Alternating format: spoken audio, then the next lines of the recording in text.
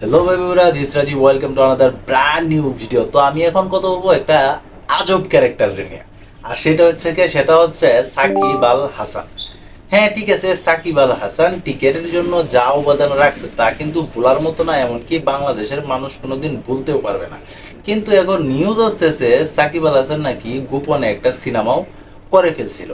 আর যখন এটা মিডিয়ার সামনে আসে তখন কিন্তু সাকিব আল হাসান পুরো বিষয়টারে কিন্তু অস্বীকার করে।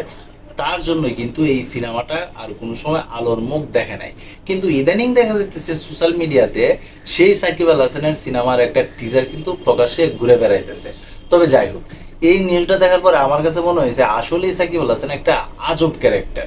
দেখুন, সে একজন অলরাউন্ডার ঠিক আছে, কিন্তু সে যে সব দিক দিয়ে অলরাউন্ডার এটা ভাই আমার জানা ছিল না। এতদিন পর্যন্ত সাকিব আল হাসানকে জিজ্ঞেস করা হলে বলতো যে আমি কোনো সময় এই সিনেমার সাথে জড়িত না, কিন্তু সে কিন্তু গোপনে একটা সিনেমাও কিন্তু করে ফেলছিল। তবে এই যে আওয়ামী লীগ সরকার পতনের পর সাকিব আল হাসান কিন্তু এবার দেশে আর আসতে পারতেছে না, তার উপরে নিষেধাজ্ঞাও কিন্তু জারি হয়েছে।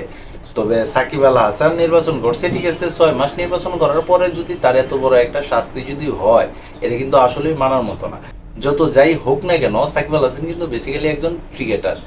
আর সে মানুষ হিসাবে কেমন, সে কোন দলের রাজনীতি করে, সে কি করে না করে, ওইগুলার বিষয় যদি সামনে আনেন তাহলে সাকিব আল হাসানের কিন্তু অনেকেই পছন্দ করে না, কিন্তু এজ এ ক্রিকেটার হিসাবে কিন্তু সাকিব আল হাসানের পছন্দ করে।